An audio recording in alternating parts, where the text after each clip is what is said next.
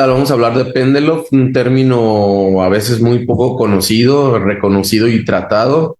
Pendelov significa movimiento de péndulo, y esto lo describieron un grupo de médicos alemanes en los 60 cuando veían que al hacer toracotomías con resección de costillas, se movía como un péndulo el tórax, ¿no? De hecho, fue descrito también, y ellos habían identificado que era por presión negativa, por el uso del diafragma. Se tiene también descripción de cómo algunos decían que se movía como péndulo el aire de un pulmón a otro, incluso cuando un hemidiafragma estaba paralizado. Y bueno, esto es importante.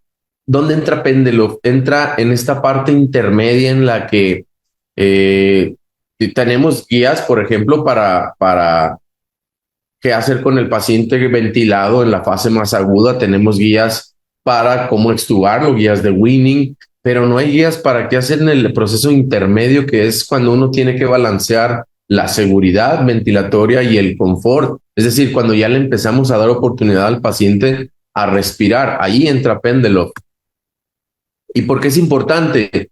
Porque normalmente cuando un paciente está paralizado o bien sedado, la presión transpulmonar, que es la que finalmente interesa para hablar del daño pulmonar, esta presión transpulmonar se calcula presión de vía aérea, una presión de meseta, y restándole la presión en la pared torácica o en la pleura, ¿no? La que uno mide con el balón esofágico. Entonces tenemos que, por ejemplo, una presión alveolar de 20 menos 5 que haya en la presión pleural, pues tenemos 15 de transpulmonar. Eso está bien, es seguro. Menos de 20 es seguro. Pero cuando el paciente ya empieza a hacer sus esfuerzos inspiratorios, él genera una presión negativa. Entonces, a esos 20 alveolares le restamos una presión negativa y eso se suma, lo que hace una presión transpulmonar de 25, ya excediendo los límites de seguridad. Ahora, un pulmón sano se comporta como líquido, es decir, si hay presión negativa, la presión cambia en toda la superficie de la pleura, en todas las regiones pulmonares, pero cuando hay enfermedad pulmonar, es lo que nos interesa. Imagínense un tejido que no se mueve, se empieza a comportar como es sólido. Esta parte del tejido, cuando hay presión negativa generada por el paciente, esa presión negativa de hecho se concentra mucho más en las regiones más enfermas. Vean cómo ya no es homogénea la distribución de las presiones. Amato hizo unos experimentos muy interesantes. Aquí están poniendo transductores de presión en diferentes regiones de la pleura.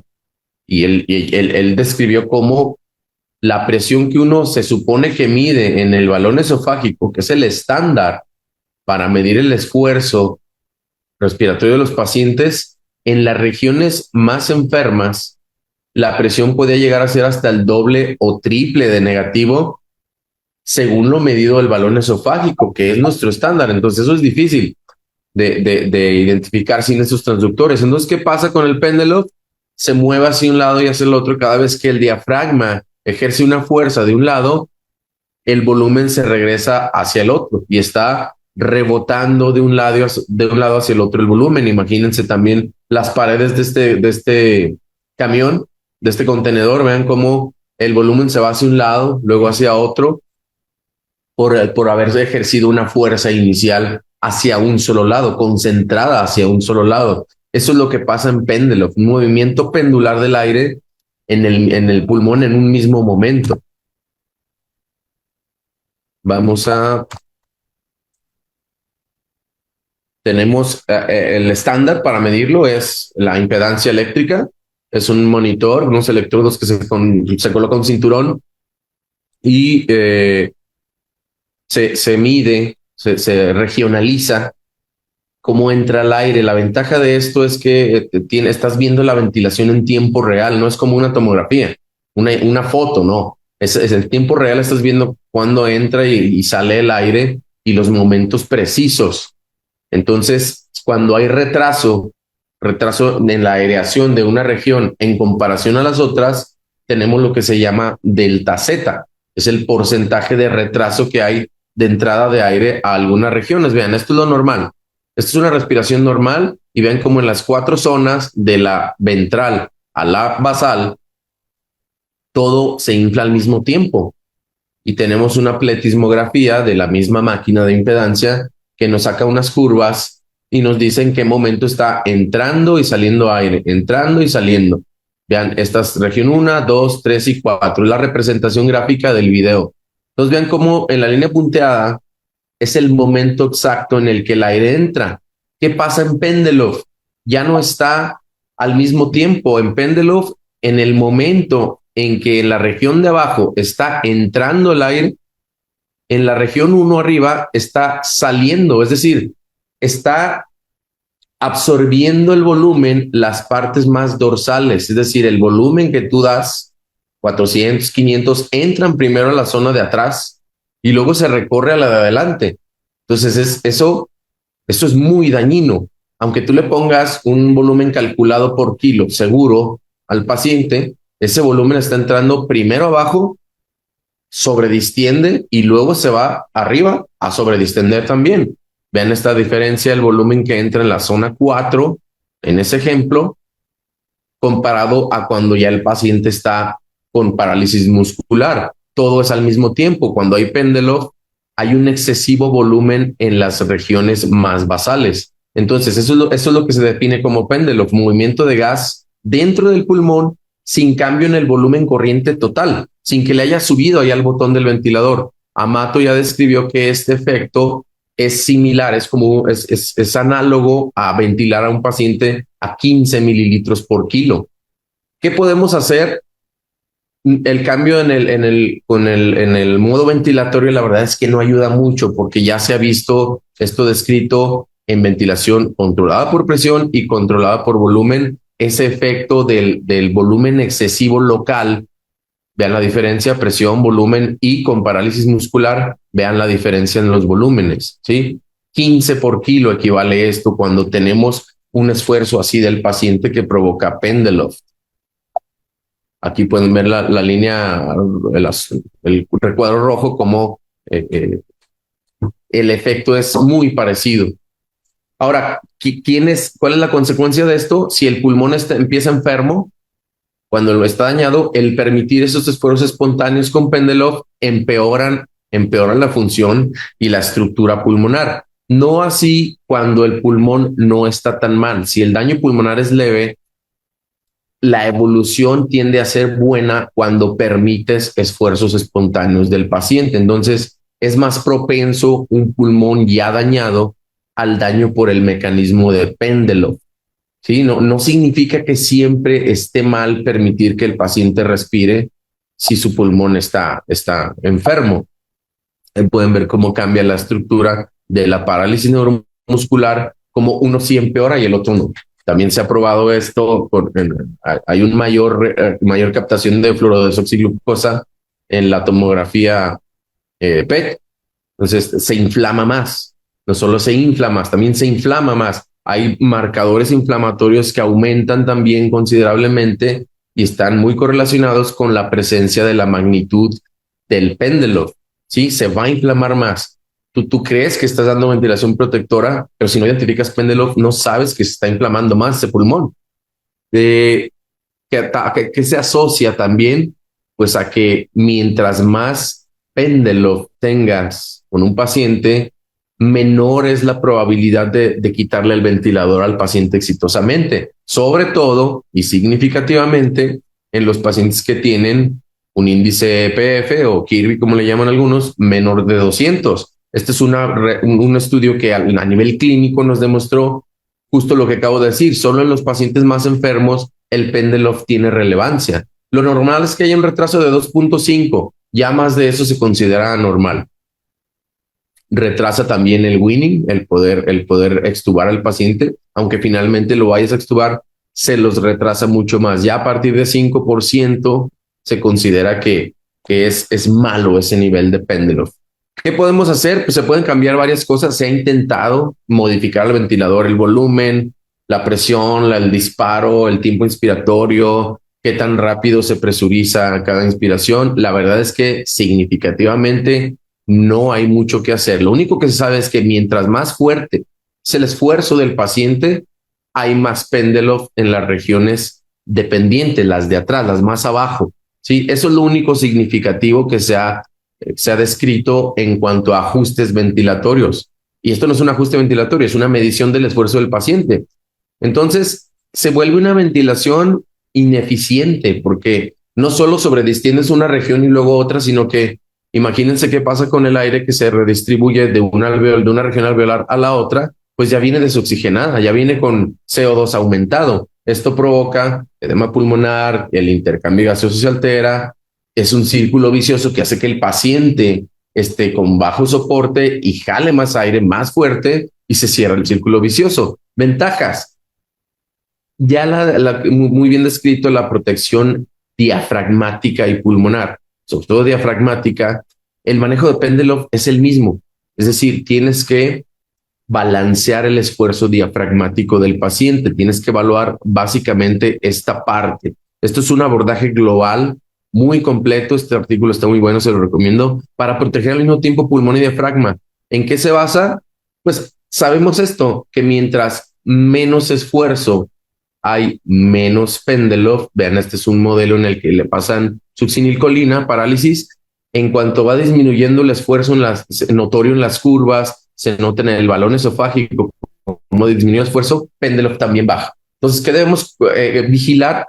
Ciertas disincronías y discordancias paciente-ventilador. Este es el que le llaman disincronía de flujo. Es un nombre incorrecto, ese es otro tema, pero cuando el paciente jala demasiado aire, mueve las curvas del ventilador, hay deflexiones anormales y esto nos da una indicación de que potencialmente está habiendo péndulo, que es en la primera fase de la inspiración. La curva que es normal así, se disminuye la curva de presión-tiempo y sabes que ya está habiendo un esfuerzo considerable del paciente y sabes que eso es malo. Sabes que es malo, sobre todo si el pulmón está muy enfermo, ¿sí? Entonces, aunque no tengas balón esofágico, se puede identificar en las curvas con las deflexiones anormales. Hay que saber identificar, interpretar las curvas. Vean, mientras más es el esfuerzo, esta curva roja es el balón esofágico, más la deformación anormal en las curvas. Si controlas el volumen, se deforma la depresión. Si controlas presión, se va a deformar más la de flujo hacia arriba. Y esos son los signos que te orientan a saber que está habiendo una amplitud de péndulo considerable y potencialmente dañina. Vean lo que provoca este flujo insuficiente, así se vería. Pues, ¿por qué? Porque el paciente está jalando mucho aire, se concentra la presión abajo y sobredistiende atrás y luego adelante. ¿Sí? La mejor opción, obviamente, es titular el flujo a un nivel pues adecuado para el paciente en ese momento. Una forma relativamente más fácil es cambiar al paciente de control por volumen a control por presión, porque ahí el flujo es libre, el flujo es libre y el paciente genera pues la presión que tenga, presión y flujo que tenga que generar. Vean, aquí está controlada la presión. Este es otra desincronía que puede provocar péndulo y se llama disparo tardío.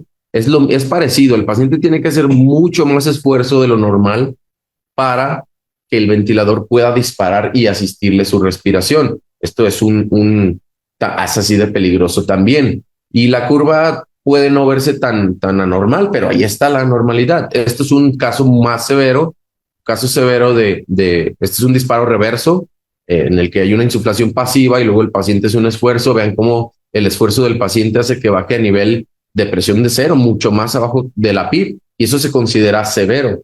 En estos casos, lo más óptimo es dar inmediatamente bloqueo neuromuscular. Esto es prácticamente una urgencia ventilatoria, no permitir estos niveles de presión negativa durante una presión positiva mecánica, ¿sí? Es algo que se habla poco, pero está prácticamente, está prohibido, es muy peligroso porque se va dañando cada vez más el pulmón.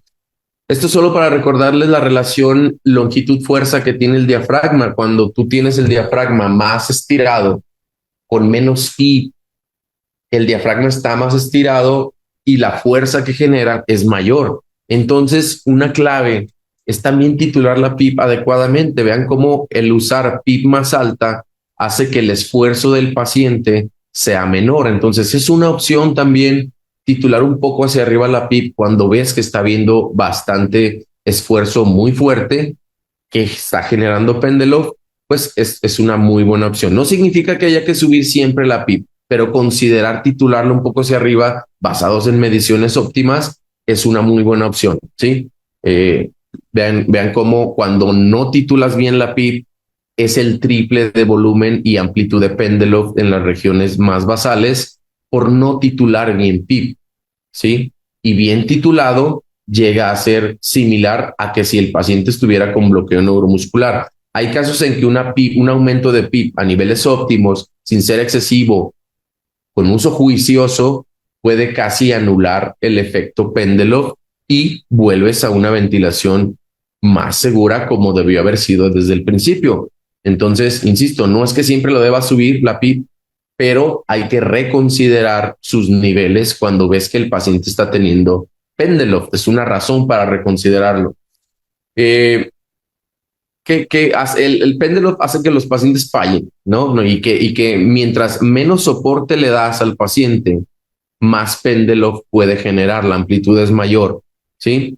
Entonces, otra cosa a considerar es eso, titular con nivel óptimo la presión de soporte cuando el paciente ya va en la fase de salida. La fase de winning está bastante menospreciada.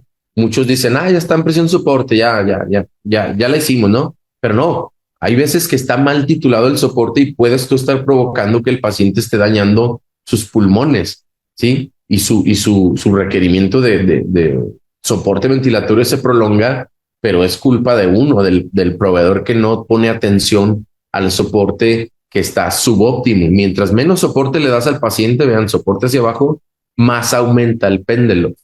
Y eso hay que cuidarlo mucho, pues no solo la PIP, también el soporte que das acá arriba en las inspiraciones. Vean como un cambio mínimo de 5 de presión soporte a 9 hace que baje considerablemente la fuerza medido en el esófago del esfuerzo del paciente. Y de hecho, subiendo el soporte 9, hasta baja la frecuencia respiratoria, todo se ve más tranquilo, digamos, ¿no? Su respiración. Y fue solo por haber subido un poco la PIP, no es mucho. Y mientras el paciente no esté listo para ser extubado, pues no es una PIP excesiva que pueda provocar sobredistensión ni nada por el estilo.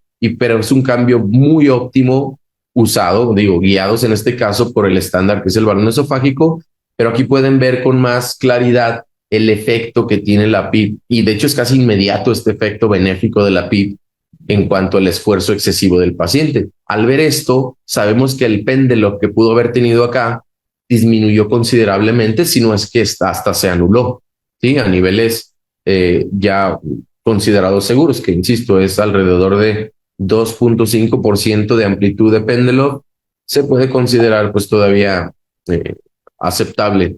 Insisto, no todos van a tener la ventaja de usar el balón esofágico, pero con las puras curvas tú puedes ver que vean, aquí este flujo no es normal, debe caer exponencialmente y sabes, aquí podemos ver que hay esfuerzo del paciente. Pues titulan las dos, PI y soporte. Como meta, ¿qué otra cosa puedes usar para saber qué tanto soporte estás dándole, si es óptimo o no?